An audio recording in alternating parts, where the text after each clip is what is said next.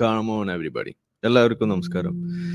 നമ്മളുടെ ഇന്നത്തെ ലൈവിലേക്ക് എല്ലാവർക്കും സ്വാഗതം. നമ്മളിവിടെ പറയാൻ പോകുന്ന കാര്യങ്ങൾ വളരെയധികം നിങ്ങൾക്ക് വിഷമം ഉണ്ടാക്കുന്ന കാര്യങ്ങളൊക്കെ ആയിരിക്കും. സോ ഗെറ്റ് റെഡി വിഷമം ഉണ്ടാക്കാൻ.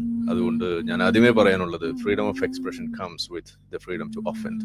അപ്പൊ അത് നിങ്ങൾക്ക് താങ്ങാനാകുന്നില്ല എന്നുണ്ടെങ്കിൽ, നിങ്ങൾ വെറും ഒരു വോക്ക് സ്നോഫ്ലൈക്ക് ആണ് എന്നുണ്ടെങ്കിൽ, നിങ്ങൾ വല്ല കുക്കറി ഷോയോ അതല്ലെങ്കിൽ വല്ല മറ്റേ ദിലീപിന്റെ കോമഡി പരിപാടിയോ അതല്ലെങ്കിൽ മറ്റേ അമ്മാതിരി വല്ല സാധനങ്ങളൊക്കെ പോയി കാണുന്നതായിരിക്കും നിങ്ങൾക്ക് നല്ലത്. നമ്മളിവിടെ സംസാരിക്കുന്നത് ചില അസ്ഥിക്ക് പിടിച്ച ചില വസ്തുതകൾ ആയിരിക്കും. അപ്പൊ അത് കേൾക്കുമ്പോൾ നിങ്ങൾക്ക് ചിലപ്പോൾ വല്ലാതെ ബുദ്ധിമുട്ട് ഉണ്ടായി എന്ന് വരും, നിങ്ങൾക്ക് ഇങ്ങനെ ചൊറിഞ്ഞു പൊട്ടി എന്നൊക്കെ വരും. സോ ഞാൻ ഏതായാലും ഇത് കാര്യമാക്കാറില്ല.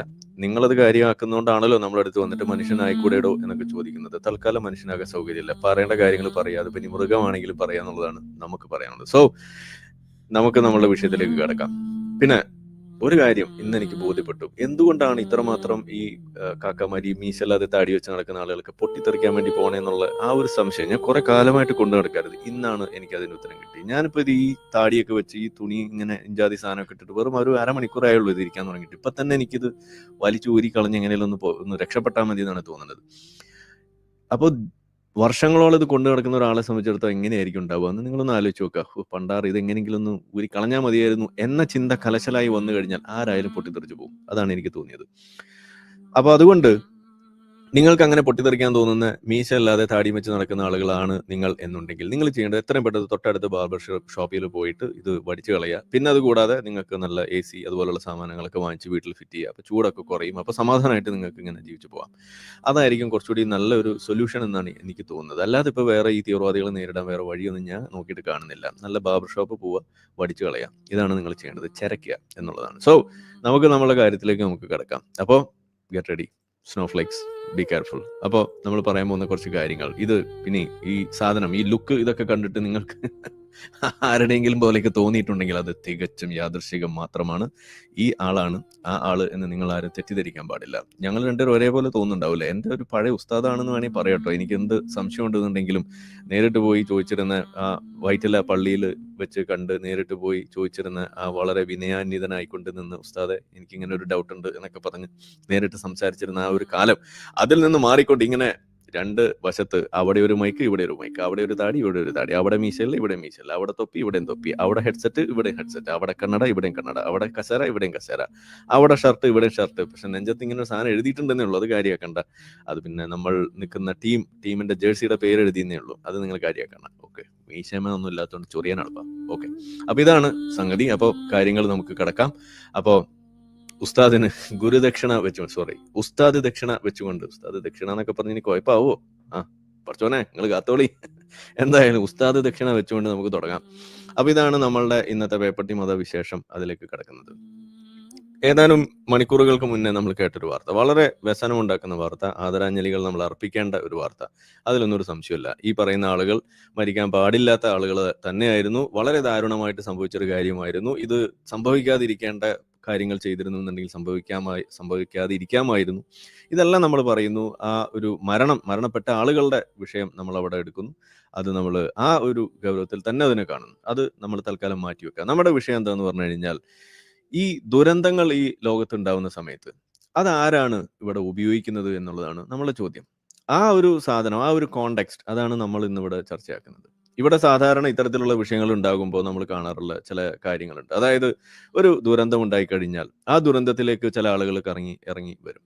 ഇപ്പോൾ എടുത്തു പറയേണ്ട ചില ഉദാഹരണങ്ങളുണ്ട്. അത് നമ്മുടെ നാട്ടിൽ നടന്നിട്ടുള്ള ഈ വയനാട് ദുരന്തമാണ്. ഇപ്പൊ ഈ ഒരു ദുരന്തം എന്ന് പറയുന്നത് മക്കയില് ബസ്സും ഡീസൽ ടാങ്കറും കൂടി കൂട്ടിയിടിച്ചിട്ട് 40 പേര് മരിച്ച ഒരു സംഭവമാണ് ഇവിടെ നമ്മളുടെ കോണ്ടെക്സ്റ്റ്. അപ്പൊ അതിൽ ബസ്സിൽ ഹൈദരാബാദിൽ നിന്നുള്ള ഉംറ തീർത്ഥാടകരായിരുന്നു. ഓക്കെ, അപ്പൊ ആ ഉംറയ്ക്ക് പോയ ആളുകളെയാണ് അവിടെ ഈ അപകടത്തിൽ മരിച്ചതായിട്ട് നമുക്ക് അറിയാൻ കഴിയുന്നത്. 40 എന്നാണ് ആ വാർത്ത കണ്ടത്. പിന്നീട് അത് 42 ആയി എന്നൊക്കെ അറിയുന്നു. എന്തായാലും മരണസംഖ്യ ഉയരാനുള്ള സാധ്യത ഉണ്ടെന്ന് അപ്പോൾ പറഞ്ഞിരുന്നു. ഏതായാലും നിലവിലെ എണ്ണം എത്ര എന്നുള്ളത് നമുക്ക് പിന്നീട് നോക്കാം. എന്തായാലും മരിച്ചു, കുറെ ആളുകൾ കൊല്ലപ്പെട്ടു. ഇതാണ് സംഭവം. അപ്പൊ നമ്മൾ ഈ വിഷയത്തെ എങ്ങനെ നമ്മൾ കാണുന്നു? ഞാൻ തുടക്കത്തിൽ പറഞ്ഞ പോലെ മരണത്തിൽ നമുക്ക് സന്തോഷമൊന്നുമില്ല. അങ്ങനെ ആളുകൾ മരിക്കണം അല്ലെങ്കിൽ മരിച്ചത് നന്നായി എന്നൊന്നും നമ്മൾ എവിടെയും പറയുന്നില്ല. പക്ഷേ ഇവിടെ ഒരു കോണ്ടെക്സ്റ്റ് ഉണ്ട്. ആ കോണ്ടെക്സ്റ്റ് എന്താന്ന് പറഞ്ഞു കഴിഞ്ഞാൽ ഇവിടെ നമ്മൾ എഴുതി വെച്ചിട്ടുണ്ട്. അതായത് ആളുകൾ മരിക്കുമ്പോൾ നിങ്ങൾ മതം വളർത്തുന്നത് ഞങ്ങൾ നോക്കി നിന്ന പോലെ ആളുകൾ മരിക്കുമ്പോൾ ഞങ്ങൾ മതത്തെ പൊളിച്ചെടുക്കുന്നത് മാറി നിന്ന് നോക്കി വെള്ളം ഇറക്കുക. ഇതാണ് നമുക്കിവിടെ പറയാനുള്ളത്. അപ്പോൾ ഈ കോണ്ടെക്സ്റ്റ്, ഈ മരണത്തിന്റെ കോണ്ടെക്സ്റ്റ് വെച്ചുകൊണ്ട് ഇവിടെ ഒരു വിഷയത്തെ നമ്മൾ അഡ്രസ് ചെയ്യാണ്. ഏതാണ് ആ വിഷയം? ദുരന്തമുഖങ്ങളിലേക്ക് ഇറങ്ങി വന്നുകൊണ്ട് ഈ മീശല്ലാതെ താടിയും വെച്ചുകൊണ്ട് മതം പ്രചരിപ്പിക്കാൻ വേണ്ടി നടത്തുന്ന ചില പോക്കരികൾ, പോക്കരി എന്ന് പറയുമ്പോൾ നമ്മുടെ പോക്കരിക്ക് പറ്റില്ല, അത് വേണ്ട, ചില ആളുകൾ, ചില ഉസ്താദുമാർ, ചില പണ്ഡിതർ ഇവിടെ ഉണ്ട്, ഇസ്ലാമിക പണ്ഡിതർ. ഹിന്ദുമതം ഒന്നും വളർത്താൻ വേണ്ടിയിട്ട് ആരും വന്നിട്ട് ഇനി അതും പറഞ്ഞിങ്ങോട്ട് വരണ്ട. വയനാട് ദുരന്തമുഖത്ത് നോക്കി നിന്നുകൊണ്ട് ഹിന്ദുമതം ആരും വളർത്തിയിട്ടില്ല. വയനാട് ദുരന്തമുഖത്ത് നിന്നുകൊണ്ട് ക്രിസ്ത്യാനികൾ ആരും അത് മുതലെടുത്തുകൊണ്ട് അവിടെ ക്രിസ്ത്യാനിറ്റി വളർത്താൻ നോക്കിയിട്ടില്ല. എന്നാൽ അവിടെ വളരെ കൃത്യമായിട്ട് നമുക്ക് കാണാൻ കഴിയുന്ന കാഴ്ച എന്തായിരുന്നു? അവിടെ ഇസ്ലാം വളർത്താൻ നോക്കി. അങ്ങനെ ഇസ്ലാം വളർത്താൻ നോക്കിയ ആളുടെ ചിത്രമാണ് അവിടെ കാണുന്നത്. അത് CP സലീം എന്ന് പറഞ്ഞ ഒരാളാണ്. ഇതാരാണ്? ഇത് നമ്മളുടെ ഉണ്ണാക്കൻ അബ്ദുള്ള ബാസിലിന്റെ തന്തയാണ്. ആ തന്ത കാണിച്ച തന്തയില്ലായ്മയാണ് ഇവിടെ നമ്മൾ ഇനി കേൾക്കാൻ പോകുന്നത്. അപ്പൊ ആ കോണ്ടെക്സ്റ്റ്, ഇത് നമ്മൾ ഇസ്ലാമിക വിമർശനം നടത്തുന്ന ആള് എന്നുള്ള നിലയ്ക്ക് ഈ ദുരന്തമുഖങ്ങളിൽ വന്നുകൊണ്ട് ആ ദുരന്തത്തെ മുതലെടുത്തുകൊണ്ട് മതത്തെ വിൽക്കാൻ വേണ്ടി നോക്കുന്ന ആ ഒരു സംഗതിയെ നമ്മളിവിടെ വിമർശിക്കും. അത് താങ്ങാത്ത കുറച്ച് വോക്ക് സ്നോഫ്ലേക്സ് ഇവിടെ കറങ്ങി നടപ്പുണ്ട്. അതിലേക്കൊക്കെ നമുക്ക് വരാം. അവർക്കുള്ള മറുപടിയും കൂടിയാണ് ഈ വീഡിയോ. അതുപോലെ തന്നെ ഇത് കണ്ടിട്ട് കുറെ ആളുകൾ എനിക്ക് മെസ്സേജ് അയച്ചു, അങ്ങനെ പറയാമായിരുന്നോ, അങ്ങനെ പറയേണ്ടിയിരുന്നോ, എന്താ ഞാൻ പറഞ്ഞെന്നുള്ളത് കൂടി നമുക്ക് കാണാലോ. അപ്പൊ ഇവിടെ എന്താ നമ്മൾ എഴുതിയിരിക്കുന്നത്? അപ്പോ ഈ സാധനം, അല്ലെങ്കിൽ ആദ്യം ഈ പോക്കരിതരം നിങ്ങൾ അവസാനിപ്പിക്കണം. ഈ മതം ഇതുപോലെ ദുരന്തമുഖങ്ങളിൽ കൊണ്ടുവന്ന് ഇറക്കുന്ന പണി. വീഡിയോയിലുള്ളത് നമ്മുടെ ഉണ്ണാക്കൻ അബ്ദുള്ള ബാസിലെ തന്ത കാണിക്കുന്ന തന്തയില്ലായ്മയാണ്. വയനാട് ദുരന്തത്തിൽ മരിച്ച മുസ്ലിങ്ങൾ സ്വർഗത്തിലെന്നും അല്ലാത്തവർ മുഴുവൻ നരകത്തിലെന്നും അതുകൊണ്ട് അടുത്ത ഉരുൾപൊട്ടലിന് മുന്നേ എല്ലാറ്റിനെയും മുസ്ലിം ആക്കണമെന്ന തെണ്ടിത്തരമാണ് ഇവിടെ വിളിച്ചു പറഞ്ഞിരിക്കുന്നത്. അത് കണ്ടിട്ട് മിണ്ടാതെ കൈയടിച്ച ഒരൊറ്റ മുസ്ലിം വെളിച്ചെണ്ണക്കോയ പോലും ഉപദേശവുമായിട്ട് ഈ വഴിക്ക് വരണ്ട എന്ന് തന്നെയാണ് എനിക്ക് പറയാനുള്ളത്. ഇവിടെ നമുക്ക് തന്നെ പറയാനുള്ളത്. അപ്പൊ അങ്ങോട്ട് മാറി നിൽക്കുക. ഓക്കെ, അപ്പൊ എന്തായാലും ഇവിടെ എന്താണ് അള്ളാഹു ചെയ്തത് എന്ന് ഞാൻ പറഞ്ഞ എന്താ സാധനം എന്താണ്? അത് ഇത്രയേ ഉള്ളൂ. അള്ളാഹുവിന്റെ വിളി കേട്ട് വന്ന 40 പേരെ അള്ളാഹു തന്നെ കൊന്നു. അതാണ് ഞാൻ പറയാം. കാരണം എന്താണ്? നിങ്ങൾ ഈ ദുരന്തം ഉണ്ടായപ്പോ, വയനാട് ദുരന്തം ഉണ്ടായപ്പോ നിങ്ങൾ എന്താ പറഞ്ഞത്? അത് അള്ളാഹു കൊടുത്ത പരീക്ഷണമാണ്, ശിക്ഷയാണ്, നിങ്ങൾ അള്ളാഹുവിൽ വിശ്വസിക്കാത്തതിന്റെ പേരിൽ കിട്ടിയ ഒരു പരീക്ഷണമാണ്, ശിക്ഷയാണ് എന്നൊക്കെ പറഞ്ഞാണല്ലോ നിങ്ങൾ അവിടെ വെച്ചത്. അപ്പൊ ആ സാധനത്തെ നിങ്ങൾ അവിടെ നിങ്ങളുടെ ആവശ്യത്തിന് ഉപയോഗിക്കുമ്പോൾ മറിച്ച് ഇതേ സംഗതിയെ നമ്മൾ തിരിച്ചു വെച്ചു തരും. അങ്ങനെ തന്നെ നമുക്ക് ചെയ്യാൻ പറ്റുള്ളൂ. കാരണം നിങ്ങൾക്ക് മനസ്സിലാവുന്ന ഭാഷ ഇതാണ്. ആ ഭാഷയിൽ തന്നെ നമുക്ക് തിരിച്ചു പറയാൻ പറ്റുള്ളൂ. നിങ്ങളോട് വേറെ ഇംഗ്ലീഷിൽ പറഞ്ഞിട്ട് കാര്യമില്ല. നിങ്ങളോട് ഈ പറയുന്ന അറബി മലയാളത്തിൽ തന്നെ പറഞ്ഞാലേ നിങ്ങൾക്ക് കാര്യം മനസ്സിലാവുള്ളൂ എന്നതുകൊണ്ടാണ് നമ്മളിത് പറയുക. അത് ഇനിയും ഞാൻ പറയും. ഓക്കെ, നല്ല നമ്പർ ഇട്ടോ, 786 ലൈവ് വ്യൂ ചെയ്യുന്ന ആളുകളുടെ നമ്പർ 788 കളഞ്ഞു. അപ്പൊ ഇവിടെ നമ്മളുടെ ഈ സ്നോഫ്ലേക്ക് ആയ KP അരവിന്ദൻ ഒരു കമ്മ്യൂണിസ്റ്റുകാരനാണെന്നാണ് വെപ്പ്. വലിയ മനുഷ്യ സ്നേഹിയാണെന്നാണ് ആളുടെ വെപ്പ്. ആള് പറഞ്ഞ എന്താണ്? യുക്തിവാദിയാണെന്ന് സ്വയം അവകാശപ്പെടുന്നയാളാണ്. ഞാൻ അങ്ങനെ അവകാശപ്പെട്ടിട്ടില്ല. ഞാനൊരു സ്വതന്ത്ര ചിന്തകനാണെന്നേ പറഞ്ഞിട്ടുള്ളൂ. യുക്തിവാദിയാണ് എന്ന് പറഞ്ഞത് KP അരവിന്ദനാണെന്ന് മാത്രമല്ല, ഈ ലിറ്റ്മസിന്റെ പരിപാടി നടക്കുന്ന സമയത്ത് യുക്തിവാദി സമ്മേളനം ഏതോ ഒരു പത്രത്തിൽ വന്നപ്പോൾ ഇദ്ദേഹം തന്നെയാണ് പോസ്റ്റ് ഇട്ടത്. അത് യുക്തിവാദികളല്ല, അവർ വെറും സ്വതന്ത്ര ചിന്തകരാണ്, അവർ വെറും നാസ്തികരാണെന്നാണ് പറഞ്ഞത്. അപ്പൊ നമ്മളും അങ്ങനെ തന്നെ പറയാറുള്ളൂ. ഞാൻ യുക്തിവാദിയാണെന്ന് എവിടെയും പറഞ്ഞിട്ടില്ല, എന്റെ പൊന്നെണ്ണ ഒന്ന് ഷമീർ. അപ്പൊ ഇവിടെ മനുഷ്യത്വത്തിന്റെ ഒരു കണിക പോലും നിങ്ങൾക്ക് ഇയാളിൽ കാണാനാകില്ല. മനുഷ്യ ചരിത്രത്തിൽ ഏറ്റവും വലിയ ഭൗതിക നേട്ടങ്ങൾ നേടിയെടുക്കാൻ സഹായിച്ച ഒരു ചിന്താരീതിയുടെ പേര് അവകാശപ്പെട്ട് അതിനെ ഒരു ചീത്ത വാക്കായി മാറ്റിയെടുക്കാൻ ഇത്തരം തേർഡ് റേറ്റേഴ്സിന് കഴിഞ്ഞിരിക്കുന്നു. ഏതാണ് ആ സാധനം? ഏതായാലും ഈ യുക്തിവാദത്തിന്റെ സാധനമായിരിക്കും ഉദ്ദേശം ഉണ്ടാവുക. യുക്തിവാദം കൊണ്ട് എന്തെന്നുള്ളതൊന്നും നമ്മുടെ വിഷയമല്ല, പോട്ടെ, അത് അവർ തമ്മിലായിക്കോട്ടെ. പക്ഷെ ഇവിടെ നമ്മൾ ഈ കോണ്ടെക്സ്റ്റ് നമ്മൾ പറയും. കാരണം എന്താണെന്ന് അറിയണമെങ്കിൽ, എന്താണ് ഇതിന്റെ ഗൗരവം എന്ന് അറിയണമെന്നുണ്ടെങ്കിൽ, KP അരവിന്ദൻ ഇത് കേൾക്കുന്നുണ്ടെങ്കിൽ, ധൈര്യമുണ്ടെങ്കിൽ ഇത് കേൾക്കാം. അപ്പൊ അത് നമുക്ക് അത് കേട്ടിട്ട് ബാക്കി. ഈ ലോകത്തുള്ള ഏറ്റവും വലിയ കാരുണ്യ പ്രവർത്തനം മെഡിസിൻ കൊടുക്കലല്ല, ഭക്ഷണം കൊടുക്കലല്ല, വസ്ത്രം കൊടുക്കലല്ല, വീടുണ്ടാക്കി കൊടുക്കലല്ല. നിങ്ങൾ അല്ലാഹുവിനെ അറിയണം എന്ന കാരുണ്യ പ്രവർത്തനം. ആ പടച്ചവനെ മാത്രമേ ആരാധിക്കാൻ പാടുള്ളൂ. ആരാധനയുമായി ബന്ധപ്പെട്ട സർവ്വ കാര്യങ്ങളും ലാ ഇലാഹ, ഒരു ഇലാഹുമില്ല ഇല്ലല്ലാഹ്, അല്ലാഹു അല്ലാതെ എന്ന സന്ദേശം കൊടുക്കലാണ് സഹോദരന്മാരെ, സഹോദരിമാരെ, ഏറ്റവും വലിയ കാരുണ്യ പ്രവർത്തനം. ഈ കാരുണ്യത്തിന്റെ സന്ദേശം അവിടെ മരണപ്പെട്ടവർക്ക് കിട്ടിയിട്ടുണ്ടോ? അവർ സ്വീകരിച്ചിട്ടുണ്ടോ? അവർ ഇപ്പോൾ സ്വർഗത്തിന്റെ അനുഭൂതികൾ ആസ്വദിച്ചു കൊണ്ടിരിക്കുകയാണ്. അതുകൊണ്ട് ഏറ്റവും വലിയ കാരുണ്യ പ്രവർത്തനം വിശ്വാസം കൃത്യമായി വ്യക്തമായി പഠിപ്പിച്ച് ഈമാനോടുകൂടി മരിക്കാൻ ആവശ്യമായ ഒരു അവസ്ഥയിലേക്ക് മനുഷ്യരെ സജ്ജമാക്കുക എന്നതാണ് ഏറ്റവും വലിയ കാരുണ്യ പ്രവർത്തനം. മരണപ്പെട്ടു പോയവരെ സംബന്ധിച്ചിടത്തോളം ആ സന്ദേശം അവർ സ്വീകരിച്ചിട്ടുണ്ടോ, അവരുടെ ജീവിതത്തിലുണ്ടോ, അവർ രക്ഷപ്പെട്ടു എന്നതാണ്. അവർ രക്ഷപ്പെട്ടു എന്ന് പറഞ്ഞാൽ അവരവിടെ പോയി ഹൂറികളെ പൂശാൻ തുടങ്ങി എന്ന്. അതാണ് ഇപ്പോൾ ഉസ്താദ് പറഞ്ഞു വെച്ചത്. ഇദ്ദേഹമാണ് CP സലീം എന്ന് പറയുന്ന ആള്. ഇദ്ദേഹമാണ് നമ്മൾ ഉണ്ണാക്കൻ ബാസിലിന്റെ തന്ത. ആ തന്ത പറഞ്ഞ തെണ്ടിത്തരമാണ്, തന്തയില്ലായ്മയാണ് ഇപ്പൊ നമ്മളിവിടെ കേട്ടത്. ഇത് എവിടെ പറഞ്ഞത്, എന്താണ് പറഞ്ഞത്? ഈ വയനാട് ദുരന്തം കഴിഞ്ഞിട്ടുണ്ടായ ഒരു വെള്ളിയാഴ്ച, ആ വെള്ളിയാഴ്ച ആ ദുരന്തത്തിൽപ്പെട്ട ആളുകളെ കുറിച്ച് പറഞ്ഞതാണ് ഇപ്പൊ നമ്മളിവിടെ കേട്ടത്. അതായത് ആളുകള് ദുരന്തമുഖത്തേക്ക് ഓടിയെത്തുന്നത് എന്തിനു വേണ്ടിയിട്ടാ? അവർക്ക് വേണ്ട സഹായങ്ങൾ ചെയ്യാൻ വേണ്ടിയിട്ട്, അവർക്ക് മരുന്ന് എത്തിക്കാൻ, ഭക്ഷണം എത്തിക്കാൻ, ഇതിനു വേണ്ടിയിട്ട് ഓടി നടക്കുകയാണ്. അതിനെക്കുറിച്ചുള്ള ചർച്ചകൾ നടക്കുമ്പോൾ ഇദ്ദേഹത്തിന്റെ വേവലാതി എന്താ? ഏറ്റവും വലിയ നന്മ എന്ന് പറയുന്നത് മരുന്ന് കൊടുക്കുന്നതോ, അതല്ലെങ്കിൽ ചികിത്സ എത്തിക്കുന്നതോ, അതല്ലെങ്കിൽ ഭക്ഷണം കൊടുക്കുന്നതോ, വീട് വെക്കാൻ വേണ്ടിയിട്ട് ഇഷ്ടിക കൊടുക്കുന്നതോ ഒന്നുമല്ല. അവർക്ക് ദീൻ കൊടുക്കുന്നതാണ് ഏറ്റവും മികച്ച നന്മ എന്നാണ് ഈ തന്തയില്ലായ്മ പറഞ്ഞവൻ ഇവിടെ പറഞ്ഞു വെച്ചിരിക്കുന്നത്. അപ്പോ ഈ തന്തയില്ലായ്മ പറഞ്ഞ ആള് ഇവിടെ പറഞ്ഞു വെച്ച സാധനം ഏത് ദുരന്തമുഖത്താ പറഞ്ഞത്? ഈ വയനാട് ലാൻഡ് സ്ലൈഡ് ഉണ്ടായ, ഉരുൾപൊട്ടൽ ഉണ്ടായ സമയത്താണ് പറഞ്ഞത്. അപ്പോൾ ഒരു ഉരുൾപൊട്ടൽ ഉണ്ടാകുന്ന അവസരത്തെ ഇവർ ഉപയോഗിക്കുന്നത് എന്തിനു വേണ്ടിയിട്ടാ? ദീൻ ചെലവാക്കാൻ വേണ്ടിയിട്ടാണ് ഉപയോഗിക്കുന്നത്, ഇസ്ലാം വിൽക്കാൻ വേണ്ടിയിട്ടാണ് ഉപയോഗിക്കുന്നത്. അപ്പൊ ഞാനൊരു എക്സ് മുസ്ലിമാണ്. ഈ പ്രവണത നമുക്കറിയാവുന്നത് കൊണ്ട് ഈ തരത്തിലുള്ള ദുരന്തങ്ങൾ മുഴുവൻ പരീക്ഷണമാണ്, ശിക്ഷയാണ് എന്ന് പറഞ്ഞ് പഠിപ്പിക്കുമ്പോൾ നിങ്ങൾ പറയാ, ഈ മക്കയിലുണ്ടായ ഈ പറയുന്ന ദുരന്തം എന്ന് പറയുന്നത് പരീക്ഷണമാണോ അതോ ശിക്ഷയാണോ? ഇത് എന്തിനു വേണ്ടിയിട്ടാണ് നടത്തിയത് എന്ന് നിങ്ങൾ പറയാം. അവിടേക്ക് പോയ ആളുകൾ മുഴുവൻ മുസ്ലിങ്ങളാണ്, ഉംറയ്ക്ക് പോകുന്നത് മുസ്ലിങ്ങളാണ്. അപ്പൊ ഉംറയ്ക്ക് പോകുന്ന മുസ്ലിങ്ങളെ ഈ പടച്ചോൻ കൊന്നത് എന്തിനു വേണ്ടിയിട്ടാ നിങ്ങൾ പറയണം. അപ്പൊ നിങ്ങൾ ഈ പറയുന്ന ഒരു പറച്ചിൽ ഇവിടെ ഉണ്ടാക്കാൻ വേണ്ടിയിട്ടുള്ള സാഹചര്യം സൃഷ്ടിച്ചത് നിങ്ങൾ തന്നെയല്ലേ? അതുകൊണ്ടല്ലേ നമ്മൾ ഇത് പറയേണ്ടി വരുന്നത്. അപ്പൊ അതാ ഞാൻ ആദ്യമേ പറഞ്ഞത്. ഇപ്പൊ ഞാൻ പറഞ്ഞപ്പോൾ നിങ്ങൾക്ക് വിഷമം ഉണ്ടായിട്ടുണ്ട് എന്നുണ്ടെങ്കിൽ നിങ്ങൾ ചെയ്യേണ്ടത് എന്താണ്? ഇമാതിരി തന്തയില്ലായ്മ പറയുന്നത് നിങ്ങൾ നിർത്തുക. അതാണ് വേണ്ടത്. ഈ ദുരന്തത്ത് മുഖത്ത് വന്നിട്ട് ഇതേപോലെ മതം വളർത്താൻ വേണ്ടി നോക്കുന്ന ഈ തന്തയില്ലായ്മ നിങ്ങൾ നിർത്തിയില്ല എന്നുണ്ടെങ്കിൽ ഞാൻ പറയും, ഇതുപോലെ തന്നെ പച്ചയ്ക്ക് പറയും. അന്നേരം വന്നിട്ട് നിങ്ങൾക്ക് വലിയ വിഷമമായി, താനൊരു മനുഷ്യനാണോടോ എന്നൊക്കെ ചോദിച്ചിട്ട് ഈ വഴിക്ക് വന്നിട്ട് ഒരു കാര്യമില്ല. ഞാൻ നല്ല അസൽ മൃഗമാണ്, മീശയില്ലാതെ താടി വെച്ച ഒരു ജിഹാദി മൃഗം. അപ്പൊ അതുകൊണ്ട് ഞാനിത് പറഞ്ഞിരിക്കും. ഓക്കെ, അപ്പൊ അതുകൊണ്ട് തൽക്കാലം ഈ തരത്തിലുള്ള സാധനങ്ങൾ നമ്മളിവിടെ ഇനിയും നിങ്ങൾക്ക് വാണിംഗ് ആയിട്ട് ഞാൻ വെക്കുകയാണ്. അപ്പൊ ആ ഒരു സംഭവം എന്താണെന്ന് കിട്ടാൻ വേണ്ടിയിട്ട് അവിടെ ഈ പറയുന്ന ദൈവവുമായിട്ട് കണക്ട് ചെയ്തുകൊണ്ട്, അതായത് ഒരു ദുരന്തം ഉണ്ടായി കഴിയുമ്പോൾ സ്വാഭാവികമായിട്ട് അവിടെ വരുന്ന ചർച്ചകളിൽ പ്രധാനപ്പെട്ടതാണ് എന്തിനാണ് ഈ പറയുന്ന ദുരന്തങ്ങൾ ഈ ദൈവങ്ങൾ ഉണ്ടാക്കുന്നത് എന്നത് സംബന്ധിച്ച്. ഇപ്പൊ ഈ അടുത്ത ദിവസം തന്നെ നമ്മളുടെ ഈ ഉണ്ണാക്കൻസ് അവിടെ കോഴിക്കോട് ബീച്ചിൽ ഒരു ബ്രെയിൻ സർജറിയുടെ ഒരു മീഷോ എഡിഷൻ അവിടെ നടത്തിയിട്ടുണ്ടായിരുന്നു. ആ മീഷോ എഡിഷനിൽ അവരെന്താ ചെയ്തത്? അവര് നമ്മൾ ചെയ്ത മാതിരി അവിടെ പോയിട്ട് സ്റ്റേജൊക്കെ ഇട്ടിരുന്നിട്ട് വലിയ ചോദ്യങ്ങളൊക്കെ ചോദിച്ചു. പോരട്ടെ ചോദ്യങ്ങൾ പോരട്ടെ എന്നൊക്കെ പറഞ്ഞിരുന്നു. നാട്ടുകാർ ചോദ്യങ്ങൾ ചോദിച്ചപ്പോൾ അവർ അവിടെ ഇരുന്നൊരു ബബ്ബ അടിക്കുന്നതാണ് നമ്മൾ കണ്ടത്. ആ പറഞ്ഞ ഉത്തരങ്ങൾ അവിടെ തന്നെ അവരുടെ തന്നെ ചാനലിൽ കിടപ്പുണ്ട്. സത്യം പറഞ്ഞ ആ വീഡിയോ നമ്മൾ ലൈവ് കണ്ടപ്പോൾ ഞാൻ വിചാരിച്ചു, ഇവന്മാരിത് ഇവിടെ പബ്ലിഷ് ചെയ്യാൻ സാധ്യതയില്ല, ഇവരിത് മുക്കും എന്നാണ് ഞാൻ വിചാരിച്ചത്. പക്ഷേ നമ്മളെ ഞെട്ടിച്ചുകൊണ്ട് അവരെ നമ്മൾ ഓവർ എസ്റ്റിമേറ്റ് ചെയ്തു. അവർക്ക് ഇച്ചിരിയെങ്കിലും ബോധം ഉണ്ടാവുമെന്ന് നമ്മൾ പ്രതീക്ഷിച്ചത് വളരെ വെറുതെ ആയിപ്പോയി. കാരണം അവർ ആ വീഡിയോ എന്തോ വലിയ ഉത്തരങ്ങൾ കൊടുത്തു എന്നുള്ള ധാരണയിലാണ് ഇപ്പോഴും അത് അവിടെ പ്രചരിപ്പിച്ചിരിക്കുന്നത്. ഏതായാലും അത് സംബന്ധിച്ചിട്ട് ലിയാഖത്ത് അലി അവിടെ ഒരു വീഡിയോ എടുത്തിട്ടുണ്ട്. എന്താണ്, ബീച്ചിൽ പഞ്ചറായ ബാസിൽ അങ്ങനെ കണ്ടു പറഞ്ഞിട്ടൊരു സാധനം. അത് അവിടെ നിങ്ങൾക്ക് കാണാം. ഇനി നമ്മളും ഒരു ചെറിയൊരു പരിപാടി പ്ലാൻ ചെയ്യുന്നുണ്ട്. അടുത്ത ദിവസം തന്നെ നമുക്കത് ചെയ്യാമെന്ന് വിചാരിച്ചു. അടുത്ത ആഴ്ച ചെയ്യാൻ പറ്റുള്ളൂ, സമയം കിട്ടാത്തതുകൊണ്ടുള്ളൊരു കുഴപ്പമാണ്. ഞാനും നമ്മളുടെ പിങ്ക് യൂണിക്കോണും കൂടിയിട്ടാണ് നമ്മളത് ചെയ്യുന്നത്. അതിൽ ചില ഗ്രാഫുകൾ വരയ്ക്കാനുണ്ട്, അതിന് വേണ്ടിയിട്ടുള്ള സമയമാണ് ഞങ്ങൾ എടുത്തുകൊണ്ടിരിക്കുന്നത്. ഓക്കെ, അപ്പൊ അതുകൊണ്ട് ഈ പറയുന്ന സംഗതി അന്നും നമ്മൾ പറഞ്ഞത് എന്താണ്?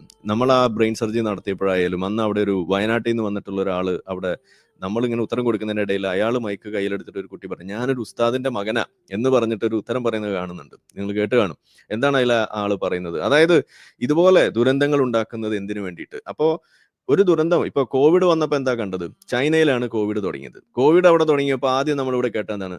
ഉയ്ഗൂർ മുസ്ലിങ്ങൾക്കെതിരെ ചൈന നടത്തിക്കൊണ്ടിരിക്കുന്ന ആ വലിയ പെർസിക്യൂഷൻ, അതിന് അള്ളാഹു ചൈനയ്ക്ക് കൊടുത്ത ശിക്ഷയാണ് കോവിഡ് എന്ന് ഇവിടുത്തെ ഉസ്താദുമാര് പ്രസംഗിച്ചു.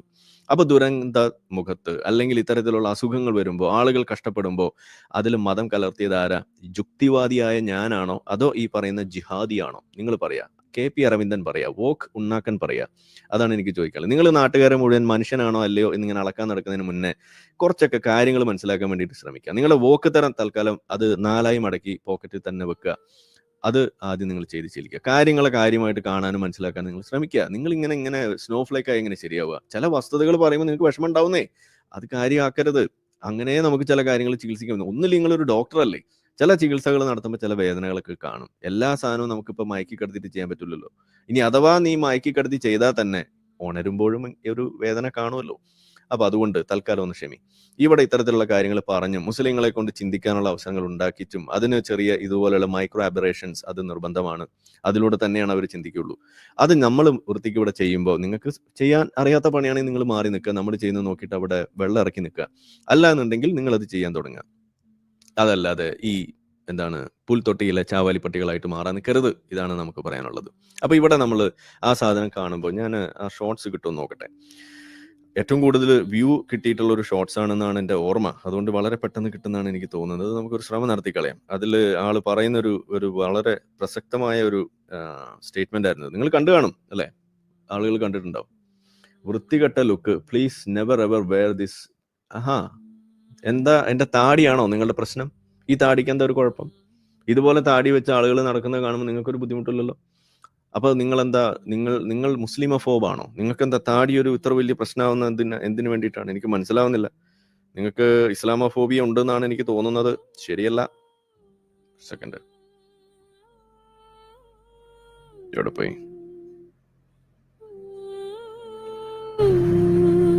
ആ, വന്താച്ച്.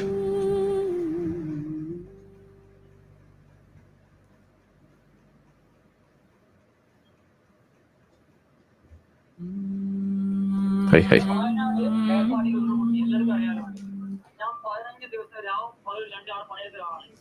നമ്മളെല്ലാരും ദൈവത്തോട് പ്രാർത്ഥിച്ചില്ലേ? അതിന്റെ ഫലമായി ഒരുപാട് പേര് രക്ഷപ്പെട്ടില്ലേ? പക്ഷെ ആ രക്ഷാപ്രവർത്തനത്തിന് വന്ന ആൾക്കാർ ഇതുപോലെ വീടുകളിൽ പ്രാർത്ഥിച്ചിരിക്കുകയാണെങ്കിൽ എത്ര പേര് രക്ഷപ്പെടും? മരിക്കൂലേ? അപ്പൊ ഇപ്പൊ നേപ്പാളിൽ ഉരുൾപൊട്ടി, എല്ലാവർക്കും അറിയാലോ. ഞാൻ 15 ദിവസം രാവും പകൽ 2 ആൾ പണിയെടുത്ത ഒരാളാണ്. നമ്മളെല്ലാരും ദൈവത്തോട് പ്രാർത്ഥിച്ചു ഇല്ലേ? അതിന്റെ ഫലമായി ഒരുപാട് പേര് രക്ഷപ്പെട്ടില്ലേ? പക്ഷെ ആ രക്ഷാപ്രവർത്തനത്തിന് വന്ന ആൾക്കാർ ഇതുപോലെ വീടുകളിൽ പ്രാർത്ഥിച്ചിരിക്കുകയാണെങ്കിൽ എത്ര പേര് രക്ഷപ്പെടും? മരിക്കും, എല്ലാ എണ്ണം മരിക്കൂലേ? അപ്പൊ ഇപ്പം ഇവിടെ നേരത്തെ എല്ലാം കുറെ പേരുണ്ട് ഇവിടെ. അപ്പൊ ദൈവവിശ്വാസികൾ വന്നപ്പോ എല്ലാരും കൈയടിച്ചു, ഞാനും കേട്ടു. ഞാൻ ഇവരെ കൂടെ വന്നതല്ല. അതിൽ ഏത് ദൈവമാണ് ഒറിജിനൽ ശരി എന്ന് പറഞ്ഞാൽ നിങ്ങൾ ഇപ്പൊ സമ്മതിച്ചാവും. ഞാൻ കാണുന്നതാണ്. ഞാൻ യാത്രകനാ. യുപിയിലോ എവിടെയോ പോയി കഴിഞ്ഞ കാണുന്നതാണ്. മതത്തിന്റെ പേര് തമ്മിൽ തരുന്നത്. ഞാനൊരു ഉസ്താദിന്റെ മോനാ, എനിക്കറിയാം എന്ന് പറഞ്ഞിട്ട് ഷോർട്സ് നിങ്ങൾ കാണാം. അപ്പൊ നമ്മൾ അവിടെയൊക്കെ ചർച്ചയാക്കേണ്ടി വന്നത് എന്തുകൊണ്ട്? അതാണ് ഞാൻ ചോദിക്കുന്നത്. ഈ കോണ്ടെക്സ്റ്റിനെ കുറിച്ച് യാതൊരു ധാരണയില്ലാതെ, സമൂഹത്തിൽ നടക്കുന്ന വിഷയം എങ്ങനെയാണെന്ന് അറിയാതെ, എങ്ങനെയാണ് ഇസ്ലാമിക് ജിഹാദ് ഇവിടെ നടക്കുന്നതെന്ന് അറിയാതെ, എങ്ങനെയാണ് ഇസ്ലാം ഇവിടെ വളർത്താൻ വേണ്ടി ആളുകൾ ശ്രമിക്കുന്നത് എന്നറിയാതെ, ഈ ദുരന്തങ്ങൾ പോലും ഈ കാക്കാമാർക്ക്, ഈ ജിഹാദികൾക്ക്, ഈ ദഅവ നടത്തുന്ന ഈ സലഫികൾക്ക് ഇതെങ്ങനെയാണ് അവരുടെ കറൻസി ആയിട്ട് മാറുന്നത്, ഓരോ ദുരന്തങ്ങളും എന്നുള്ളത് നിങ്ങൾ അറിയുന്നില്ല. ഒന്നത്. രണ്ട്, ഇപ്പൊ ഈ പറയുന്ന ഈ ഒരു മക്കയിലുണ്ടായിട്ടുള്ള ദുരന്തം പോലും നമ്മൾ ഈ പറയുന്നതേ നിങ്ങൾ കേൾക്കുന്നുള്ളൂ. ഇത് ഇസ്ലാമിക് സർക്കിൾസിൽ ഇതെങ്ങനെയാണ് അവിടെ വിറ്റുപോകുന്നതെന്ന് നിങ്ങൾ കേട്ടിട്ടുണ്ടോ? ഇത് ആളുകൾ മരിച്ചു, ഇന്നാ ലില്ലാഹി വ ഇന്നാ ഇലൈഹി റാജിഊൻ എന്ന് പറഞ്ഞു പോകുന്നില്ല. അത് കഴിഞ്ഞിട്ട് ബാക്കി പറയും. എന്താ പറയാ, ഈ തരത്തിൽ മക്കയിലേക്ക് പോയി യാത്ര പോയി അവിടെ വെച്ച് മരണപ്പെട്ടാൽ നിങ്ങൾ നേരെ സ്വർഗത്തിലേക്ക് പോകുന്നു, അല്ലെങ്കിൽ നിങ്ങൾക്ക് വലിയ നന്മയുണ്ട് എന്ന് അവർ പ്രതീക്ഷിക്കുന്നു.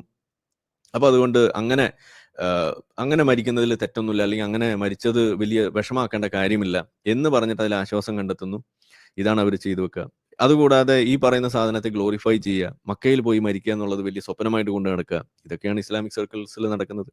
അപ്പൊ നമ്മളെ സംബന്ധിച്ചിടത്തോളം ഒരു ഏത്തീസ്റ്റ് എന്നുള്ള നിലയ്ക്ക്, അതും ഒരു അൺഅപ്പോളജറ്റിക്കലി ഏത്തീസ്റ്റ് എന്നുള്ള രീതിയിൽ നിലനിൽക്കുമ്പോൾ, ഈ ദൈവ സങ്കല്പത്തെയും അതും വെച്ചുകൊണ്ടുള്ള ഈ മുതലെടുപ്പുകളെയും ഒക്കെ നമ്മൾ എതിർക്കാൻ അത് ഏത് വിഷയത്തെയും നമ്മൾ കൂട്ടുപിടിക്കും. അതാണ് ഉണ്ടാവുക. ഇവിടെ പരീക്ഷയ്ക്ക് ജയിക്കുമ്പോൾ ഹിജാബ് ഇട്ട കുട്ടിക്ക് പരീക്ഷയിൽ മാർക്ക് കിട്ടി എന്ന് പറയുമ്പോൾ നിങ്ങൾക്ക് കൈയടിക്കാം, അത് വലിയ സംഭവമായിട്ട് വരും. അപ്പൊ നമ്മൾ ചോദിക്കും, ഹിജാബ് ഇട്ടത് കൊണ്ടാണോ കുട്ടിക്ക് A+ കിട്ടിയത്, ജയിച്ചത്? അല്ല, പഠിച്ചതുകൊണ്ടാണ്. അപ്പൊ പിന്നെ അവിടെ എന്തിനാണ് ഈ ഹിജാബ് ഇട്ട കുട്ടിക്ക് എന്ന് പറഞ്ഞിട്ട് അവിടെ അങ്ങനെ ഹിജാബ് എന്ന് പറയേണ്ട കാര്യം എന്തുള്ളത്? അപ്പൊ അവർക്ക് ആർക്കും മനസ്സിലായില്ല. അപ്പൊ ഇതേപോലെ കുറച്ച് ദിവസം കഴിഞ്ഞപ്പോൾ വേറൊരു കുട്ടി 10ാം ക്ലാസ്സിൽ തോറ്റപ്പോൾ മരിച്ചു. ആ കുട്ടിയും ഒരു ഹിജാബ് ഇട്ട കുട്ടിയായിരുന്നു. അപ്പൊ ഞാൻ എഴുതി, ഹിജാബ് ഇട്ട കുട്ടി പരീക്ഷയിൽ തോറ്റപ്പോൾ ആത്മഹത്യ ചെയ്തു. അപ്പൊ പറഞ്ഞു, ഇതെന്താണ്, അങ്ങനെയൊക്കെ പറയാൻ പാടുണ്ടോന്ന്? ഇതിനല്ലേ നമ്മൾ അന്നും ചോദിച്ചത്. പരീക്ഷയ്ക്ക് ജയിക്കുമ്പോൾ അത് ജയിച്ചു എന്ന് പറഞ്ഞാൽ പോരെ? +1 പഠിച്ചു, കുട്ടിക്ക് നല്ല മാർക്ക് കിട്ടി എന്ന് പറഞ്ഞാൽ പോരെ? അതിന് പകരം നിങ്ങൾ ഹിജാബ് ഇട്ട കുട്ടിക്ക് +1 മാർക്ക് കിട്ടി എന്ന് പറഞ്ഞപ്പോൾ അത് വലിയ സംഭവം. അപ്പൊ പിന്നെ ഹിജാബ് ഇട്ട കുട്ടി 10ാം ക്ലാസ്സിൽ തോക്കുമ്പോൾ പോയി മരിച്ചാൽ അതെന്തിനാ നിങ്ങൾ അങ്ങനെ പറയുമ്പോൾ വിഷമാക്കുന്നത്? എന്തിനാണ് ഇത്ര വലിയ പ്രശ്നമാക്കുന്നത് നമ്മൾ ചോദിക്കണത്? അപ്പൊ ഹിജാബ് അവിടെ പറയേണ്ട കാര്യമില്ല എന്നല്ലേ നിങ്ങൾ എന്നോട് പറഞ്ഞത്? അതിനല്ലേ ഞാൻ അങ്ങോട്ട് ആദ്യം പറഞ്ഞത്, ഹിജാബിന്റെ കാര്യം, പെണ്ണിന്റെ കാര്യം എന്തുള്ളത്? ഇത് നമ്മൾ ചോദിക്കണുള്ളൂ. അതിനെയാണ് നമ്മൾ എപ്പോഴും പറയണത്. അപ്പോൾ ദുരന്തമുഖത്ത് വന്നിട്ട് മതമാണ് പ്രശ്നം, അത് ശിക്ഷയാണ്, ഇതാണ് എന്നൊക്കെ പറയുമ്പോൾ ഇത് എല്ലാ ദുരന്തത്തിനും ബാധകമാണ്. അത് കാക്കമാർക്ക് ഉണ്ടാകുന്ന ദുരന്തം വരുമ്പോൾ അത് പറയാൻ പാടില്ല. ബാക്കിയുള്ളവർക്ക് ദുരന്തം ഉണ്ടാകുമ്പോൾ അതൊക്കെ പറയാം. കുംഭമേളയിൽ ആളുകൾ മരിച്ചപ്പോൾ ഇവിടെ എന്താ നമ്മൾ കണ്ടത്? അതുപോലെ മറ്റു പല ദുരന്തങ്ങൾ ഉണ്ടായപ്പോൾ ഇവിടെ എന്താ നമ്മൾ കണ്ടത്? അതിന്റെ താഴെ വന്നിട്ട് കുമ്മോജി ഇടുന്ന കാക്കമാരെയാണ് നമ്മൾ കണ്ടത്. അവരിട്ട ചില കമന്റുകൾ എന്താണ്? ഇത് കണ്ടില്ലേ, അള്ളാഹുവിന് ഇഷ്ടപ്പെട്ടില്ല, ഷിർക്കാണ്, അഞ്ചാതി സാധനങ്ങളാണ് എന്ന് പറഞ്ഞിട്ട് അതിനെ മെഴുകുന്ന, അതിന്റെ ഇടയിൽ കൂടെ ഇസ്ലാമിനെ തിരികാൻ നോക്കുന്ന ആ ജിഹാദി, ആ ദഅവ സലഫി ഗ്യാങ്ങിനെയാണ് നമ്മൾ കാണുന്നത്. അത് നമ്മളിവിടെ അഡ്രസ് ചെയ്യും. എക്സ് മുസ്ലിം എന്നുള്ള നിലയ്ക്ക് ഞാനത് ചെയ്യും. അത് ചെയ്യുമ്പോൾ നിങ്ങൾക്ക് ബുദ്ധിമുട്ടുണ്ടെങ്കിൽ മാറി നിൽക്കുക, നിങ്ങൾക്ക് പറ്റുന്ന പണി നിങ്ങൾ എടുക്കുക, അതല്ലേ വേണ്ടത്. അപ്പൊ അത് ചെയ്യാതെ നിങ്ങൾ ഈ പണിക്ക് നിൽക്കുന്നത് എന്തിനു വേണ്ടിയിട്ടാണ്? ഇതാണ് നമ്മൾ ചോദിക്കുന്നത്. ഇതാണ് നമ്മളുടെ പ്രശ്നം. അപ്പൊ ഇവിടെയും നമ്മൾ കണ്ടു, ഞാൻ നേരത്തെ പറഞ്ഞത്, ഇപ്പോ ഈ കോവിഡ് വന്ന സമയത്ത് അവിടെ ചൈനയിൽ ഉയ്ഗൂർ മുസ്ലിംസിനെ പെർസിക്യൂട്ട് ചെയ്യുന്നത് കൊണ്ട് ചൈനയ്ക്ക് കൊടുത്ത ശിക്ഷയാണ് ഈ പറയുന്ന കോവിഡ് എന്ന് പറഞ്ഞു നിന്ന ആളുകൾ. അപ്പൊ ഒരു ജാനുവരിയിലൊക്കെ തുടങ്ങി, ഒരു ജൂൺ ജൂലൈ ഒക്കെ ആയപ്പോഴേക്കും ഏതാണ്ട് ആ സാധനം ഇന്ത്യ വഴി അങ്ങ് നമ്മളുടെ മക്ക വരെ എത്തി. അപ്പോഴേക്കും വലിയ പെരുന്നാളായി. ഹജ്ജ് പൂട്ടിയിടേണ്ടി വന്നു. ഒരൊറ്റ മനുഷ്യ കുഞ്ഞ് അവിടെ പോയിട്ട് ഹജ്ജ് ചെയ്തില്ല. അന്ന് ഇവരെന്താ പറഞ്ഞത്? അത് അള്ളാഹുവിന്റെ പരീക്ഷണമാണ് എന്നായി. അപ്പൊ ചൈനയിൽ അത് തുടങ്ങിയപ്പോൾ ശിക്ഷയായിട്ട് തുടങ്ങിയ ഈ കോവിഡ് അത് മക്കയിലെത്തിയപ്പോൾ പരീക്ഷണമായിട്ട് മാറുന്ന വളരെ മികച്ച ഒരു പരിണാമമാണ് നമ്മൾ കണ്ടത്. അപ്പോ ഈ കോവിഡ് എന്ന് പറയുന്ന ദുരന്തത്തിൽ മതം തിരികിയത് ആരാണ്? അതിനെ ഇതേപോലെ മതത്തിന്റെ സംഗതികൾ ചെലവാക്കാൻ വേണ്ടിയിട്ട് ഉപയോഗിച്ചത് ആരാണ്? ഹിന്ദുവാണോ, ക്രിസ്ത്യാനിയാണോ, ജൂതനാണോ, ആരാണ്? നിങ്ങൾ പറയാം. അത് ഇവിടുത്തെ കാക്കാമാർ തന്നെയാണ്. അത് ഇതേപോലെ പ്രസംഗിച്ച് നടന്നത് കാക്കാമാർ തന്നെയാണ്. ഇത് നമ്മൾ പറയും. ഇത് പറയുമ്പോൾ നിങ്ങൾക്ക് വിഷമിച്ചിട്ട് കാര്യമില്ല എൻ്റെ പൊന്നു ചക്കന്മാരെ. ഇതാണ് നമുക്ക് പറയാനുള്ളത്. നമ്മളിത് പറഞ്ഞേ പറ്റുള്ളൂ. കാരണം നമ്മൾ കാണുന്നത് ഇത്തരത്തിൽ മതം പ്രചരിപ്പിക്കാൻ വേണ്ടിയിട്ട് ഓരോ സാധനത്തെ എടുത്ത് ഇങ്ങനെ പ്രചരിപ്പിക്കുന്നതാണ് നമ്മൾ കാണുന്നത്. അതുകൊണ്ട് നമ്മളത് ഇങ്ങനെയും കാണുമ്പോൾ അത് ഇങ്ങനെയും പറഞ്ഞു വെക്കും എന്ന് തന്നെയാണ് നമുക്ക് പറയാനുള്ളത്. അത് കേട്ടിട്ട് നിങ്ങൾക്ക് എന്തെങ്കിലും പ്രശ്നം ഉണ്ടെന്നുണ്ടെങ്കിൽ അത് നമ്മുടെ കുഴപ്പമില്ല. അപ്പൊ അത് നമ്മൾ ഒന്നുകൂടി പറയാണ്. ഇനി ഇതുപോലെ തന്നെ ഈ തന്തയും കൊള്ളാം തന്തയുടെ പിള്ളയും കൊള്ളാം എന്ന് പറഞ്ഞ മാതിരിയാണ് അതിനുശേഷം പ്രകൃതി ദുരന്തങ്ങളും സാമൂഹിക ദുരന്തങ്ങളും എന്ന് പറഞ്ഞിട്ട് കുറെ ആളുകൾ. എന്താ ഉണ്ടായത്? ഒന്നുമില്ല. ഇതേപോലെ അവർ മതം ഇറക്കാൻ നോക്കിയപ്പോൾ നാട്ടുകാർ പഞ്ഞിക്കിട്ടു. നാട്ടുകാർ അതിന് നല്ല അസൽ കമന്റുകൾ കൊടുക്കാൻ തുടങ്ങി, അള്ളാഹുവിനെ ചോദ്യം ചെയ്യാൻ തുടങ്ങി. അങ്ങനെ അള്ളാഹുവിനെയൊക്കെ ചോദ്യം ചെയ്യാൻ തുടങ്ങിയപ്പോൾ അവർക്ക് ആകെ വിഷമമായി. അവരുടനെ തന്നെ അള്ളാഹുവിനെ ചോദ്യം ചെയ്ത് ഈ സമയത്ത് ഇസ്ലാമിനെ വെറുപ്പിക്കുന്ന ആളുകൾ മുഴുവൻ അവരൊക്കെ സാമൂഹിക ദുരന്തങ്ങളാണെന്ന് പറഞ്ഞിട്ട് വീഡിയോ ഇറക്കേണ്ടി വന്നു. ഇതാണ് ഇവിടെ ഉണ്ടായത്. അപ്പൊ ആ തന്ത ഇറക്കിയ സാധനമാണ് സത്യത്തിൽ ഇവിടുത്തെ സാമൂഹിക ദുരന്തം. അത് പറയാതെ അതിനെ വിമർശിച്ച ആളുകളെ മുഴുവൻ ഈ സാമൂഹിക ദുരന്തം എന്ന് വിളിക്കുന്ന തരത്തിലേക്കാണ് ഇവിടുത്തെ ജിഹാദികൾ മാറിയത്. അപ്പോഴും എന്റെ സംശയം, എന്തുകൊണ്ടാണ് ബാസിൽ താടി വെച്ചിട്ട് മീശ വടിക്കാത്തത് എന്നതാണ് എന്റെ വലിയ ബലമായ സംശയം. ബാസിൽ അതിനൊരു ഉത്തരം തരേണ്ടതുണ്ട്. ബാസിൽ അല്ലെങ്കിൽ ആരെങ്കിലും പറഞ്ഞു തന്നാലും മതി. എപ്പോഴാണ് ബാസിൽ മീശ വടിക്കുന്നത് എന്നത് പറയുക, ഒന്ന് അറിയിക്കുക. മീശ വെക്കുന്നത് ഇസ്ലാമിൽ ഒട്ടും തന്നെ അതിനെ പ്രോത്സാഹിപ്പിച്ചിട്ടുള്ള സാധനമല്ല. മീശ വടിക്കണം എന്ന് അല്ലെങ്കിൽ മീശ വെട്ടണം എന്ന് തന്നെയാണ് പറഞ്ഞിരിക്കുന്നത്. അപ്പൊ എന്തുകൊണ്ടാണ് ബാസിൽ മീശ വെച്ച് നടക്കുക? അതൊരു തക്കിയ അല്ലേ എന്നാണ് എനിക്ക് ചോദിക്കാനുള്ളത്. അപ്പൊ അതുകൊണ്ട് മീശ വെക്കാനുള്ള എന്ത് ഹിക്മത്താണ്, എന്ത് മസ്അലയാണ് ഈ പറയുന്ന ഇസ്ലാമിലുള്ളത് എന്നൊന്ന് ബാസിൽ പറഞ്ഞു തരണമെന്നാണ് എനിക്ക് പറയാനുള്ളത്. അപ്പൊ അതുകൊണ്ട് ഒന്ന് ചോദിക്കുകയാണ്, ഇതുപോലെ ഈ തരത്തിലുള്ള സാധനങ്ങൾ ഇറക്കി മതം വളർത്താൻ വേണ്ടി നോക്കി അവസാനം ഇതേപോലെ എയറിൽ പോകേണ്ടി വന്ന മറ്റൊരു മതം അത് ഈ ലോകത്ത് വേറെ കാണില്ല എന്നുള്ളതാണ്. ഇനി ആ സമയത്ത് വളരെ ശ്രദ്ധേയമായ ഈ കുറിച്ചുള്ള ചിന്തകൾ ഈ ദുരന്തമുഖത്ത് വന്നതിന്റെ മറ്റൊരു രൂപം ഇപ്പൊ ഞാൻ പറഞ്ഞപ്പോഴാണുള്ള പ്രശ്നം. അത് ഈ രീതിയിൽ സറ്ററിക്കൽ ആയിക്കൊണ്ടോ അല്ലെങ്കിൽ ഇതുപോലെ നിങ്ങൾക്ക് വലിയ വിഷമമുണ്ടാകുന്ന രീതിയിൽ വന്നപ്പോഴാണ് ഇത് വലിയ പ്രശ്നമായത്. ഇതേപോലെ വളരെ മാന്യമായിട്ടൊരു കൊച്ചു പെൺകുട്ടി, ഒരു 6ാം ക്ലാസ്സിൽ പഠിക്കുന്ന കുട്ടി, 3ാം ക്ലാസ്സിൽ പഠിക്കുന്ന കുട്ടി ഇതേപോലെ ഒരു സാധനം എഴുതിയിട്ടു. അന്ന് മാതൃഭൂമിയിൽ വന്ന വാർത്ത നമുക്കിവിടെ വായിക്കാം. ദൈവം എന്താ ആരെയും രക്ഷിക്കാത്ത, വയനാട് ദുരന്തത്തെക്കുറിച്ച് വിങ്ങുന്ന കുറിപ്പുമായി 3ാം ക്ലാസ്സുകാരി എന്ന് പറഞ്ഞിട്ട് ഒരു കുറിപ്പ് നിങ്ങൾക്ക് ഇവിടെ കാണാൻ പറ്റുന്നുണ്ടാവും എന്ന് വിചാരിക്കുന്നു. ഈ കുറിപ്പ് നിങ്ങൾ ഇവിടെ വായിക്കുക. ആ 3ാം ക്ലാസ്സുകാരി എഴുതിയിട്ട സാധനമാണ്. അതിൽ എഴുതിയിരിക്കുകയാണ്, ഇന്ന് സ്കൂൾ ലീവായിരുന്നു, ഉച്ചയ്ക്ക് അമ്മ TV വെച്ചപ്പോഴാണ് ഞാൻ വാർത്ത കണ്ടത്. വയനാട്ടിലെ മേപ്പാടി എന്ന സ്ഥലത്ത് ഉരുൾപൊട്ടലുണ്ടായി. ആ നാട് മുഴുവൻ വെള്ളത്തിനടിയിലായി. ഒരുപാട് ആളുകൾ മരിച്ചു, കുറെ പേരെ കാണാതെയായി, കുറെ വീടുകൾ പൊട്ടിപ്പോയി. TV ആളുകൾ കരയുന്നു, ദൈവം എന്താ ആരെയും രക്ഷിക്കാത്തെ എന്നൊരു ചോദ്യം ആ കുട്ടി ചോദിക്കുകയാണ്. 30/7/2024 ആ വന്ന വാർത്തയാണ് ഈ കാണുന്നത്. അപ്പൊ ഈ സാധനം വന്നപ്പോഴാണ് നമ്മുടെ നാട്ടിൽ കുറെ എണ്ണത്തിന് ബോധം വന്നത്. ഇതുപോലെ ദൈവത്തെ ഈ സാധനത്തിൽ ഇറക്കിയാൽ പണി പാളുമെന്ന് മനസ്സിലാക്കി. പിന്നീട് അവിടുന്ന് അങ്ങോട്ട് എല്ലാ ജിഹാദികളും പിന്നോട്ട് വലിയുന്ന കാഴ്ച ഇതാണ് നമ്മൾ കണ്ടത്. അപ്പോ ഇത് ഒരു തവണ ചെയ്താൽ മാത്രം നിൽക്കുന്ന സംഗതിയല്ല. മതം വളർത്താൻ വേണ്ടി ഓരോ തവണയും ഇതുപോലെ ആളുകൾ ഒളിഞ്ഞും തെളിഞ്ഞും ശ്രമിച്ചുകൊണ്ടിരിക്കുമ്പോൾ നമ്മൾ അതിനെ ഇതേപോലെ എക്സ്പോസ് ചെയ്തുകൊണ്ടേയിരിക്കും എന്ന് തന്നെയാണ് എനിക്ക് പറയാനുള്ളത്. അപ്പൊ ഈ തരത്തിലുള്ള ഈ കോണ്ടെക്സ്റ്റുകളെ കുറിച്ചിട്ട് ഒരു ധാരണയില്ലാതെ അവർ കാണുന്ന സാധനമാണ് വസ്തുത എന്ന് മനസ്സിലാക്കി അതിന്റെ പിന്നാലെ പോകുന്ന ഒരു സാധനം, ഇതിന്റെ ബാക്കി ഇതിന്റെ എന്താണ് ഇങ്ങനെ പറയാനുള്ള സാഹചര്യം എന്നുള്ളതിനെ കുറിച്ച് ഒന്നും അന്വേഷിക്കാതെ ഇതുപോലെ നടക്കുന്ന ആളുകൾ ഈ KP അരവിന്ദനെ പോലുള്ള ആളുകൾ. പക്ഷെ KP അരവിന്ദനെ കുറിച്ച് പറയുമ്പോൾ ഒരു കാര്യം എനിക്ക് പറയേണ്ടതുണ്ട്. ഇതൊക്കെ ശരിയാണ്, ഇതൊക്കെ ഇങ്ങനെയൊക്കെ പറയുന്നു.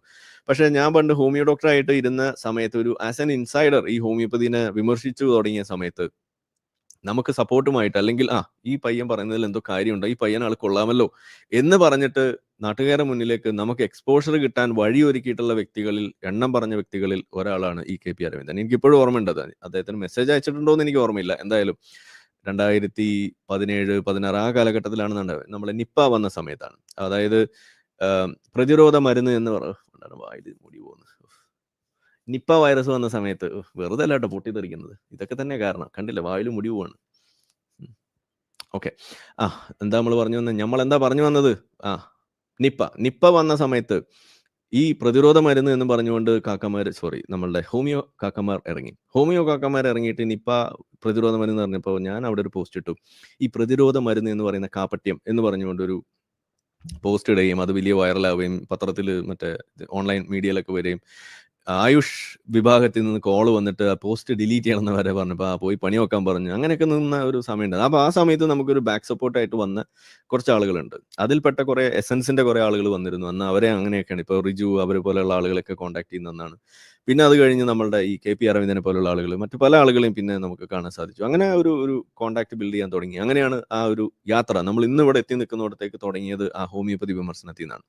അപ്പം നമ്മൾ അന്നും ഇന്നും ചെയ്യുന്നത് ഒരേ പണിയുള്ളൂ. നമുക്ക് ബോധ്യമുള്ള കാര്യങ്ങൾ നമ്മൾ പറയാം, വിളിച്ച് പറയാം. ആര് എതിർത്താലും നമ്മൾ പറയാം. ബോധ്യമുണ്ട്, തെളിവുണ്ട് എന്നുണ്ടെങ്കിൽ അത് പറഞ്ഞുകൊണ്ടേയിരിക്കും. അൺഅപ്പോളജറ്റിക്കലി നമ്മളത് പറയും. ഇതാണ് നമ്മൾ ചെയ്യുന്നത്. അന്നും തന്നെയാണ്, ഇന്നും തന്നെയാണ് ചെയ്യുന്നത്. അപ്പം അന്ന് ചെയ്തപ്പോൾ നമ്മൾ സപ്പോർട്ട് ചെയ്തു. കാരണം എന്താണ്, മൂപ്പർക്ക് അറിയുന്ന മേഖലയാണ് ഈ ആരോഗ്യം അല്ലെങ്കിൽ വൈദ്യമേഖല എന്ന് പറയുന്നത്. അതുകൊണ്ട് പുള്ളിക്ക് അത് മനസ്സിലായി. പക്ഷേ ഇസ്ലാം എങ്ങനെയാണ് ഓപ്പറേറ്റ് ചെയ്യുന്നത് എന്ന് മനസ്സിലാക്കാത്ത ഇതേപോലുള്ള ആളുകളെ സംബന്ധിച്ചിടത്തോളം ഇത് ചെയ്യുമ്പോൾ നമുക്ക് അതിന്റെ ഒരു പരിമിതി നമുക്കൊക്കെ മനസ്സിലാവും. പക്ഷെ ഇവർ ചെയ്യുന്ന എന്താണ്? ഇവർ ചെയ്യുന്നത് മനുഷ്യനാണോ എന്നൊക്കെ ചോദിച്ചിട്ടുള്ള ഈ തരത്തിലുള്ള ഊച്ചാളി വാദമായിട്ടാണ് വരുന്നത്. അതിനോടൊന്നും നമുക്ക് നിങ്ങളിപ്പോൾ പറഞ്ഞതിന്റെ പേരിൽ നമ്മൾ മനുഷ്യനല്ലാതെ ആവുന്നുണ്ടെങ്കിൽ, ഞാനൊരു മൃഗമാവും എന്നുണ്ടെങ്കിൽ ഞാനൊരു മൃഗമാണെന്നേ. ഈ മീശയില്ലാതെ താടി വെച്ച് നടക്കുന്ന ഒരു ജിഹാദി മൃഗം ആണ് ഞാൻ, ഒരു സംശയം വേണ്ട. അപ്പൊ അതുകൊണ്ട് തൽക്കാലം നമുക്ക് അതിൽ അങ്ങോട്ട് എടുക്കാം എന്നതാണ്. അപ്പൊ ഇവിടെ ഈ തരത്തിൽ സംഭവമൊക്കെ സംഭവിച്ചപ്പോൾ ഇത് ഇങ്ങനെ ഒരു സ്നോഫ്ലേക്ക് ആയിട്ട് മാറുന്ന അവസ്ഥ അത് ഇവിടുത്തെ പല ആളുകൾക്കുണ്ട്. അപ്പൊ അവരോട് എനിക്ക് പറയാനുള്ളത് ഈ സൽമാൻ റുഷ്ദി പറഞ്ഞ കാര്യം തന്നെയാണ്. ഫ്രീഡം ഓഫ് എക്സ്പ്രഷനിൽ ചില സമയങ്ങളിൽ നിങ്ങൾക്ക് ഇതേപോലെ ഒഫൻഡഡ് ആയി പോകുന്നു എന്ന തോന്നലൊക്കെ ഉണ്ടാകാനുള്ള സാധ്യത വളരെ കൂടുതലാണ്. ബിക്കോസ് അത് ഈസ് പാർട്ട് ഓഫ് ഈ പറയുന്ന freedom of expression. There is also a freedom to offend. അത് നിങ്ങൾ മനസ്സിലാക്കുക. ഇല്ല എന്നുണ്ടെങ്കിൽ നിങ്ങൾ ഇനിയും ഇതേപോലെയുള്ള ഈ സ്നോഫ്ലേക്കുകളായിട്ട് തുടരാനുള്ള അവസ്ഥ തന്നെയാണ് ഇവിടെ ഉണ്ടാവുക എന്നത് നിങ്ങളൊന്ന് തിരിച്ചറിയുന്നത് നന്നായിരിക്കും എന്നാണ് എനിക്ക് പറയാനുള്ളത്. അപ്പോൾ അതുകൊണ്ട് തൽക്കാലം നമ്മൾ ഈ വിഷയം ഇവിടെ ഒന്ന് അവസാനിപ്പിച്ചിട്ട് ഇതുപോലെയുള്ള ഈ ഡോഗ് ഇൻ ദ മേഞ്ചർ എന്ന് പറയുന്ന തരം ആളുകളെ ഒന്ന് എക്സ്പോസ് ചെയ്തിട്ട് ഇതിനെക്കുറിച്ച് നിങ്ങൾക്ക് ഒരു സൂചന തന്നുകൊണ്ട് ഒരു വിസിൽ ബ്ലോ ഒന്ന് നടത്തിയിട്ട് തൽക്കാലം നമുക്ക് നമ്മളുടെ 1-2 കോളുകളിലേക്ക് പോകാമെന്നാണ് വിചാരിക്കുന്നത്. നമ്മളെ വീഡിയോ കണ്ടുകൊണ്ടിരിക്കുന്ന ആളുകൾ ചാനൽ സബ്സ്ക്രൈബ് ചെയ്തിട്ടില്ല എന്നുണ്ടെങ്കിൽ അത് ചെയ്ത് നമ്മളെ സപ്പോർട്ട് ചെയ്യുക. മറ്റു രീതിയിൽ സപ്പോർട്ട് ചെയ്യാൻ ആഗ്രഹിക്കുന്ന ആളുകൾക്ക് അതിൻ്റെ ഡീറ്റെയിൽസ് ഡിസ്ക്രിപ്ഷനിലുണ്ട്. നിങ്ങളുടെ ഓരോ ലൈക്കും ഷെയറും അതുപോലെ കമൻ്റ് ഇടുന്നതും ഈ വീഡിയോ അതിൻ്റെ താഴെ വരുന്ന കമൻറ്റുകൾക്ക് നിങ്ങൾ പ്രതികരിക്കുന്നതെല്ലാം തന്നെ വീഡിയോയുടെ റീച്ച് കൂടുന്നതിന് വലിയ തോതിൽ ഉപകാരപ്പെടുന്ന സംഗതിയാണ്. അപ്പോൾ അതുകൊണ്ട് അതിൽ നിങ്ങൾ ഏർപ്പെടണം എന്നും കൂടി ഞാൻ അഭ്യർത്ഥിക്കുകയാണ്. മറ്റുള്ള രീതിയിലുള്ള സപ്പോർട്ട് തുടർന്നും നിങ്ങളുടെ ഭാഗത്തുനിന്നുണ്ടാവും എന്ന് പ്രതീക്ഷിക്കുന്നു.